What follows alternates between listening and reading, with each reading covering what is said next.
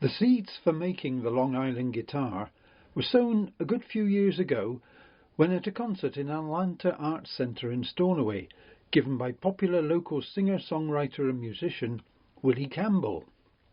For one number, Willie laid aside his acoustic guitar to play a solid electric instrument. The stage backdrop to his performance was a large map of the Western Isles, stretching from Barra to the Butt of Lewis.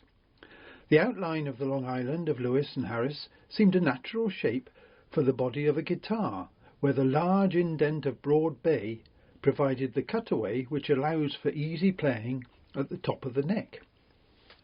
The body is made from two contrasting woods, ash and mahogany. Ash is used for Lewis and the darker mahogany for Harris. To achieve a stable structure for the shape of the body, black ebony is inlaid to mark the coastline, allowing a better definition of Point, South Harris and the island of Bernera, which is joined to the mainland by a road bridge. The back of the body is carved to give a more comfortable playing position and to reduce weight.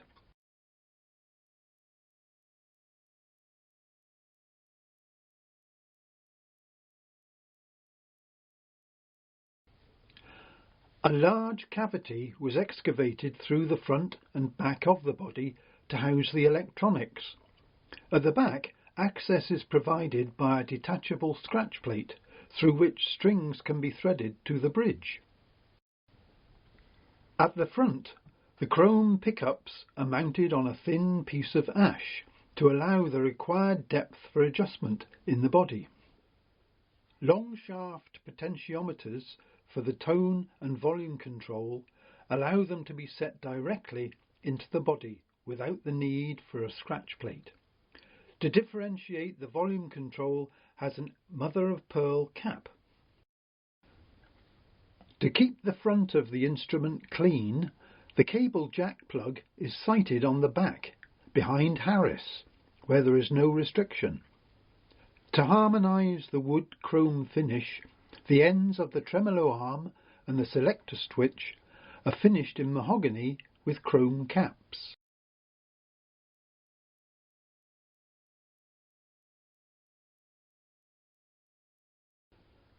The neck is a donor item from an old copy of a Stratocaster guitar. To underscore the celebration of the Long Island, the neck end is covered with iconic Harris tweed, with the Harris Tweed Orb label serving as a truss rod cover.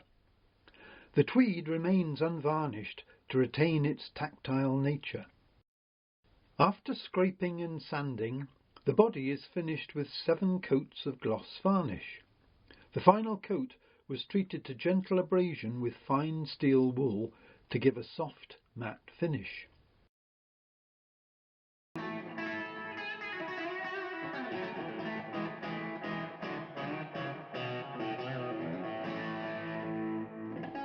To give the instrument some soul, it was handed over to well-known local guitarist and guitar technician David Doyley MacDonald, who worked his magic to produce a playable instrument.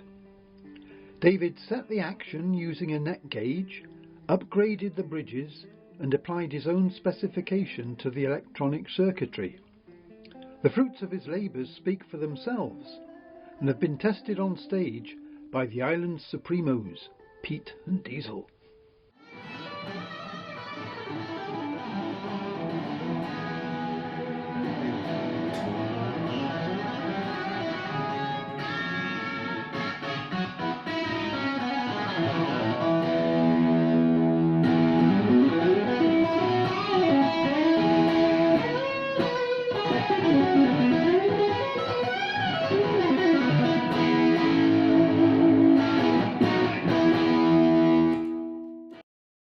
This celebration of the deep musical heritage of the Western Isles continues with the making of the Long Island Fiddle, a stylised violin, but with a more organic nod to Lewis and Harris. The wood for the body served for many years as a window lintel in the old sawmill that stood in the Lewis Castle grounds, and which was demolished in the 1990s to make way for the new Woodland Centre. The lintel is an old piece of yellow pine, a very stable wood, thought to have come from America. Unlike normal violin construction, the body is made from a solid block of wood, which is hollowed out. Hopefully, this will give an acoustic quality to the instrument, which is to be electrified. A bass bar, which helps to strengthen the soundboard on the bass side, is carved into the wood. The back is made from willow wood, taken from a tree that was felled in the village of Tongue, near Stornoway, about 45 years ago. It was carved to shape before being attached. The neck is made from a piece of Norway maple, the size of which was too small to allow for a regular tuning peg box and scroll. This was overcome by arranging the pegs at right angles and with half a scroll. The long island is incorporated into the design by jigsawing the bass F hole in the soundboard. This is reinforced on the underside with a thin layer of cross-grain mahogany. This involved much practice.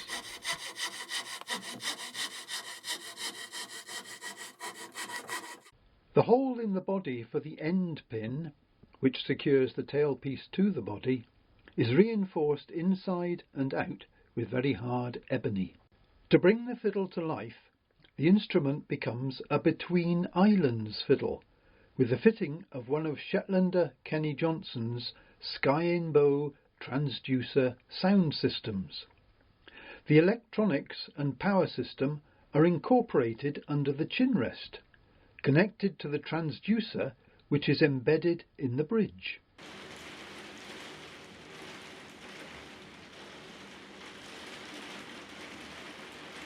During 6 weeks of endless gales and storms at the start of 2022, progress with the fiddle speeded up, leading to a finished instrument.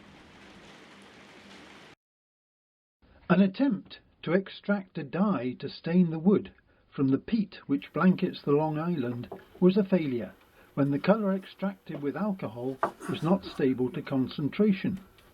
But with a case of serendipity, it was found that the remaining dehydrated solid peat was quite stable when mixed with wood glue, and so was incorporated into the instrument. The fittings used, the tuning pegs, the tailpiece, and the end pin, are ebony, with a brass and mother-of-pearl detail. So the fiddle is signed on the back of the scroll with an ebony and brass roundel incorporating a mother-of-pearl W embedded in Lewis peat. Mother-of-pearl was also used to sign the Long Island guitar as a dot indicating the village of Garabost where the guitar was made. The fiddle was treated with 5 coats of low-gloss varnish and a soundpost fitted under the treble foot of the bridge to ensure stable tuning. Finally, the fiddle was strung with a bridge cut to profile and the electronics attached. The fiddle does have an acoustic quality, although somewhat limited. Using a small practice amp, the sound is enhanced, but would perhaps benefit from an accomplished fiddler with a more sophisticated sound system.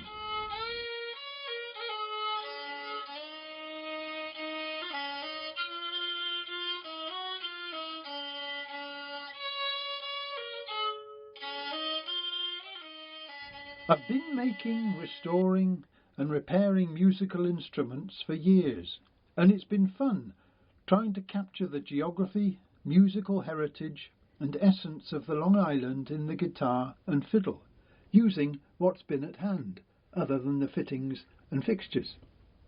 And as the maestro says, that's the way we do it in the Western Isles.